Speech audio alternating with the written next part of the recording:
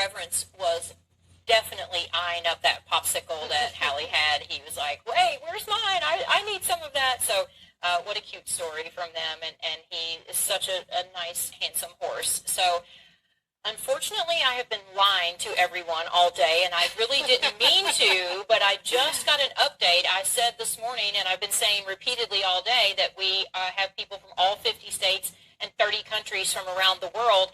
I have just been updated that it is 125 countries from around the world. I mean, how amazing is that? It's just so exciting. It is exciting. And Stephanie Maseko, VP of Marketing for Reeves and Breyer, it just shows you how much appeal these horses have, literally far-reaching all over the world. I mean, did you have any idea that in 125 countries there were Breyer fans?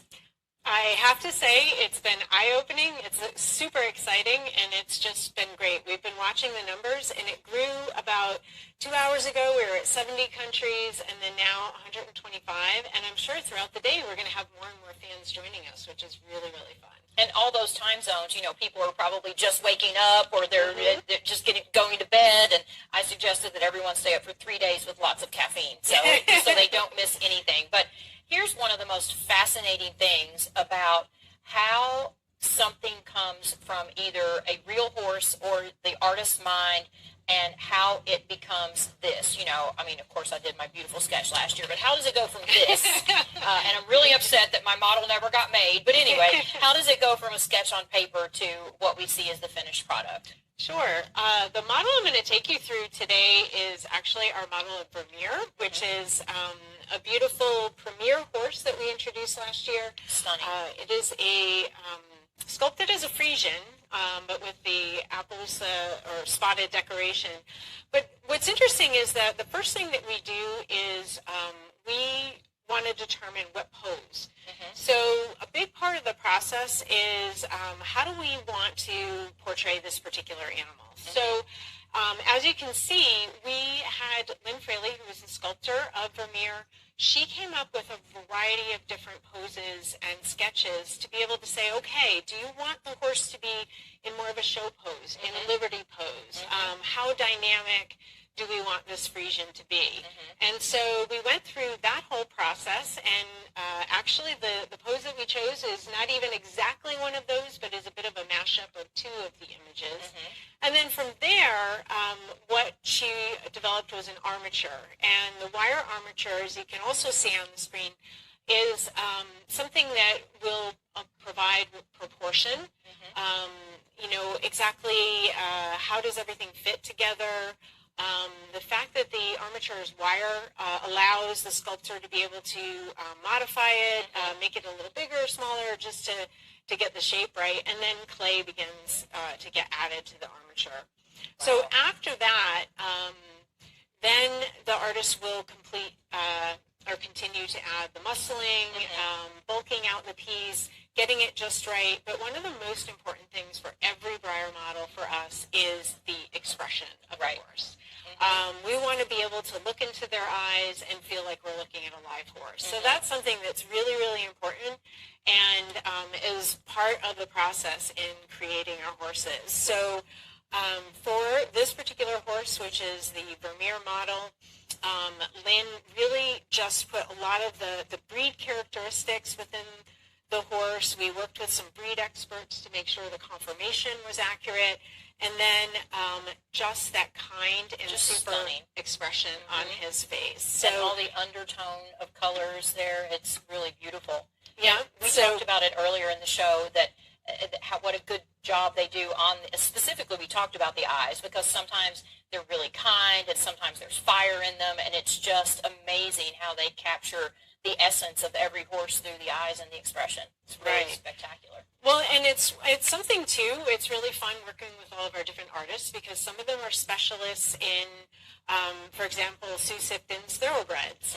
We have our Secretariat model here.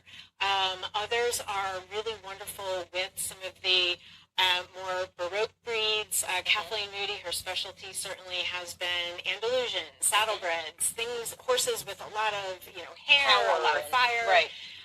So it's really neat also to work with each artist and see what their, they bring to life because it's their passion. So after the horse is then created in clay, we then will cast a piece in resin, and the resin castings allow us to create painted prototypes, but then send off the model to our mold maker, who is then going to create what turns out to be a 2,000-pound injection molded tool. Oh, wow. And that's something, so our tools actually weigh as much as a Percheron. Right. And then after, in my job, actually, I'm not an artist, but I know what the end product should be. So I work with the artists, I work with the engineers, and try to make sure we maintain that sculptural integrity, the integrity of the piece, but yet make it manufacturable. And that's something that's not so easy to do. But, for example, and I've brought out the Secretariat models, you can see every Breyer traditional horse is going to be molded in two pieces, which then are bonded together as the final product. So as the tool is being built, we're looking to make sure that, for example, the glue line is not going to come down right over the eye, things like that, so that once it's assembled. So that's after we go to the wire, and then the clay gets put on, and then this is the clay that you add to this one, and then it becomes this? Is that then we create the injection molded tool, and what that does, the tool itself, for example, because you have to melt plastic at about 300 degrees Fahrenheit in order to flow into the cavities of the tool. And then after about 60 seconds, the tool will open, and this is what happens next. Okay. You get the two halves of the horse. Okay. And then after that, it goes on a cooling board, which keeps the legs from becoming warped or bent. It keeps everything in shape, and then it's put on a soaking fixture and then a press fixture, and it's assembled. Okay. And then after that, for every horse, like this piece here, which we call our whiteware piece, we then need to buff and scrape all of the seams from the glue line. And after that, so that you can't tell it was molded in two halves. And then after that, we start to layer paint. Okay. So you can see in the different stages here, we have like a light, almost a yellowish tan base for this chestnut-colored horse. Then we're adding just a little bit of metallic so that we could really punch up the color. But we're always very conscious of the shading, really to bring the musculature to life and, again, give the animal expression. So and look at the difference even between this and this in the definition that you can see in the shoulder with the shading. It's really a building process. Our airbrush artists are super, super talented and really can bring a horse to life that way.